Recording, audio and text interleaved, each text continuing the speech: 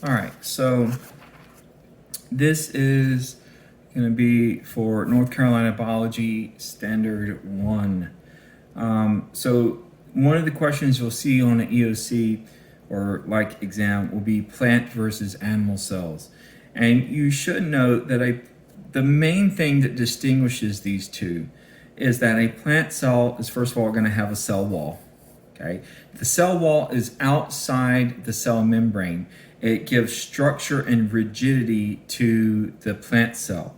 You may also see a diagram of a plant cell where it looks something like this, and it's just how the cell walls grow next to each other. So it may have a shape like this, but a lot of times the diagrams will just be kind of square. But plant cells have a cell wall. Okay. Plant cells have chloroplasts, and chloroplasts a lot of times they'll be kind of like a jelly bean with little jelly beans inside of it, and so that's a chloroplast. The other thing that plant cells have that animal cells don't have is a large central vacuole, and the large central vacuole stores water for the plant. And in fact, when a plant wilts, if you haven't watered it enough, when it wilts, there's not enough water in this large central vacuole. And so the cell not collapses, but it loses its rigidity, so it flops over. So the whole plant flops over. When you water it, that large central vacuole fills up again and puts pressure on the cell wall, and the plant can stand back up. Now, animal cells do have vacuoles, but they're much smaller, and they're just much smaller. Okay, vacuoles in general are for storage. They might store water, they might store food. Now, all of these eukaryotic cells, plants and animal cells, are all eukaryotes. Okay, that means they have membrane-bound organelles. All right. So these eukaryotes, they all are going to have mitochondria. Okay, they're all going to have endoplasmic reticulum. They're all going to have ribosomes. They're all going to have vacuoles. It's just that the plant cell is going to have a large central vacuole. They're all going to have a Golgi body or Golgi apparatus. They're going to have smooth and rough endoplasmic reticulum.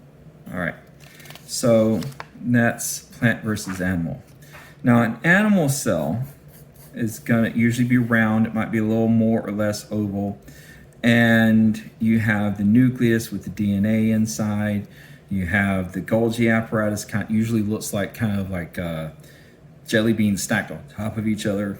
The endoplasmic reticulum is usually going to be kind of a squiggle or folded over material.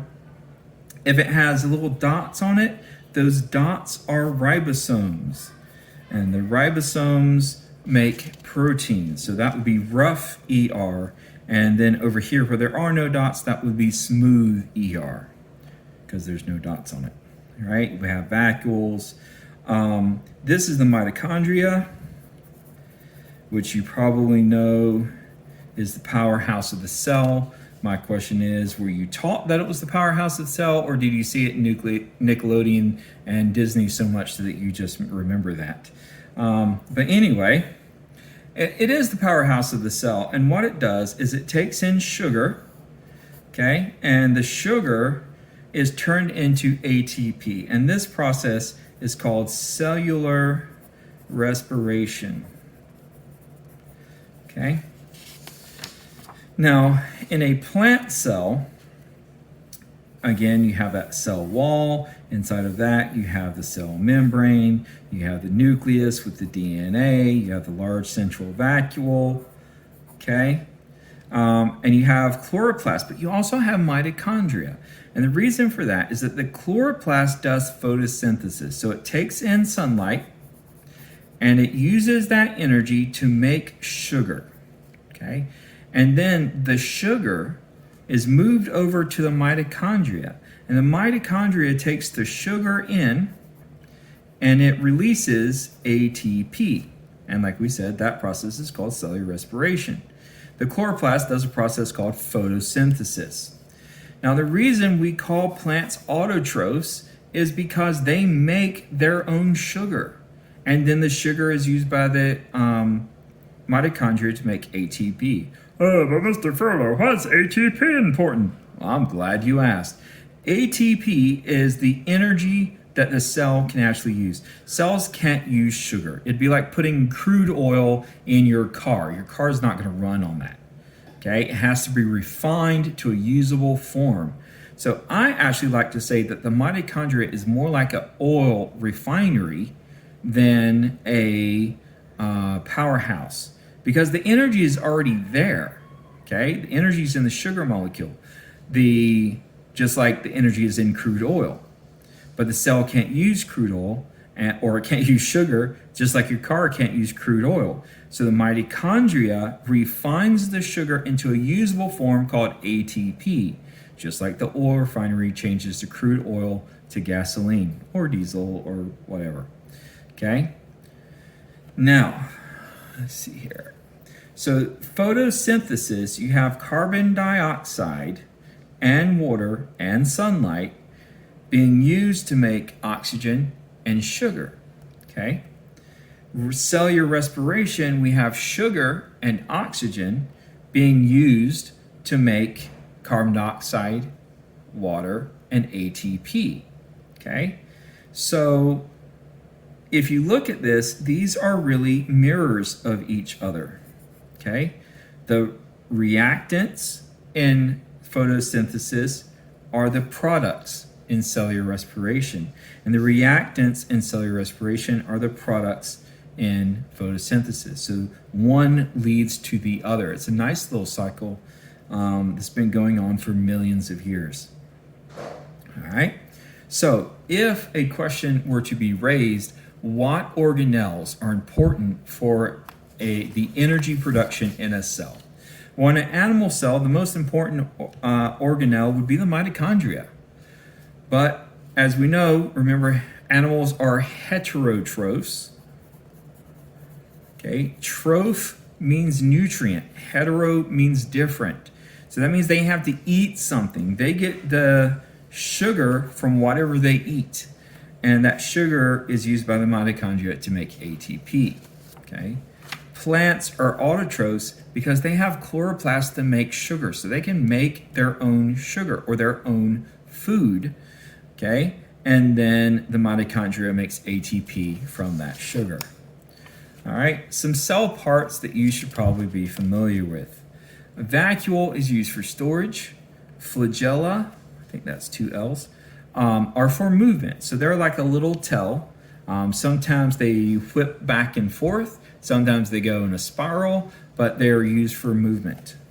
Ribosomes are protein synthesis. They make proteins. Cell membrane or the plasma membrane, they're the same thing. Just depends on what textbook or you're looking at. But the cell membrane controls what enters and leaves the cell. All right. Also, so here we have a cell. And remember, you have the DNA, you have inside the nucleus, if it's a eukaryote. So this, because it has a membrane around the DNA, we know this is a eukaryote. Okay, if, on the other hand, it just had DNA, then this would be a prokaryote. Okay, so you have cytoplasm that fills up the cell and surrounds all the organelles. Even in a prokaryote, you still have cytoplasm. Cyto means cell, and the plasma would just be the fluid or the stuff. So this jelly-like stuff that fills up the cell is called cytoplasm, and inside of it is a network of filaments called cytoskeleton. And cytoskeleton can help move things in the cell. It can also cause the cell to contract or expand a little bit. And so when you have things like smooth muscle or rough skeletal muscle or even cardiac muscle, all muscle cells can do is contract. So if you wanted to curl your wrist, what's happening is these muscles back here are contracting and pulling your wrist up. Okay, when you relax those muscles, your wrist goes back the way it was. Okay, so all your muscles can do is contract and relax, contract and relax. And the individual cells, part of the reason they can do that is the cytoskeleton made of these filaments. Cytoskeleton. Okay, moving on. All right. Now, that is the end of 1.11. So now we're going to go on, if you're keeping track at home, to 1.12. Okay.